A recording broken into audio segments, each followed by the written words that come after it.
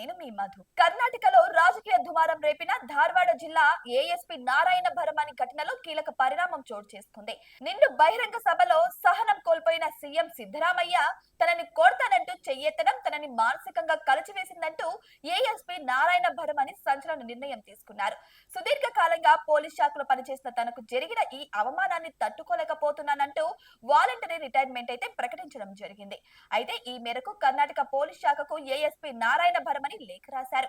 VRS లేఖలో అందరూ చూస్తుండగానే నిండు బహిరంగ సభలో సీఎం సిద్ధరామయ్య చేతిలో నాకు అవమానం జరిగింది.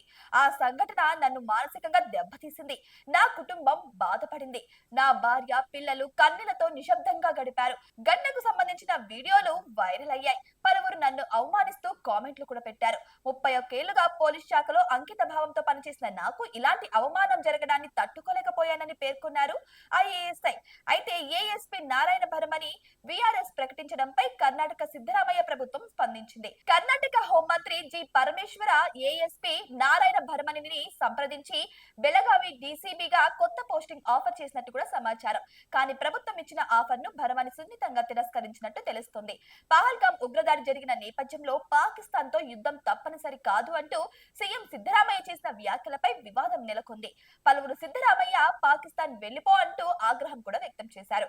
ఆ కామెంట్స్ తర్వాత ఏప్రిల్ 28న బెళగావిలో కాంగ్రెస్ సంవిధాన్ బచావో లేదా ధరల వ్యతిరేకల నిరసన ప్రదర్శన పేరుతో భారీ బహిరంగ సభ అయితే నిర్వహించడం జరిగింది. అయితే ఆ సభలో సీఎం సిద్ధరామయ్య మాట్లాడుతుండగా పలువురు ఆయన ప్రసంగానికి మాటి మాటికి అడ్డు తగిలారు. గో టు పాకిస్తాన్ అంటూ నినదించారు. దీంతో సిద్ధరామయ్య సహనం కోల్పోయారు. ఆగ్రహంతో ఊగిపోతూ వేదిక ముందున్న ఏఎస్పీ నారాయణ భరమణిని స్టేజ్ పైకి పిలిచారు. వారిని ఎందుకు కంట్రోల్ చేయడం లేదని ప్రశ్నించారు. ఏఎస్పీ వివరణ ఇస్తున్నా వినిపించుకోకుండా కొడతానంటూ చెయ్యెత్తాడు. ఆ తర్వాత తమాయించుకొని చెయ్యి దించేశాడు సిద్ధరామయ్య. అయితే ఈ ఘటనపై రాజకీయ వివాదం జరిగింది. ప్రతిపక్షాలు ఆయన తీరును తప్పుబట్టాయి. కర్ణాటక కాంగ్రెస్ పాలనను హిట్లర్ పాలనతో పోల్చారు. ఆ ఘటనపై ఏఎస్పీ నారాయణ భరమణి కీలక నిర్ణయం తీసుకున్నారు.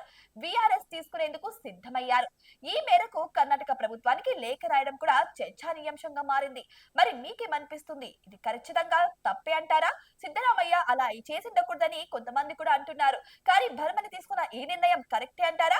లేకపోతే సున్నితంగా ఆఫర్ ని తిరస్కరించినందుకు నిజాయితీ పోలీస్ అంటారా?